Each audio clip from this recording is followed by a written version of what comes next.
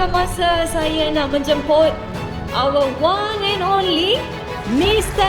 Syamsul. Try pakai H1 minima kak. Result dia catat dan tengok ekspektasi. Setiap kali buat ini 100 entry, kalau tak profit jumpa saya. Income ni kena ada knowledge bang.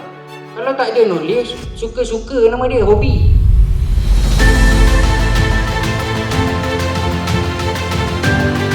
Daripada momentum akan datang volume punya reading.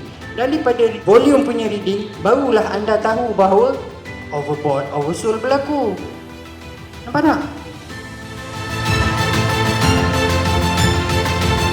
You belajar dengan cara yang betul. Teknikal apa? Teknikal yang penting dalam trading adalah FIBO, retracement.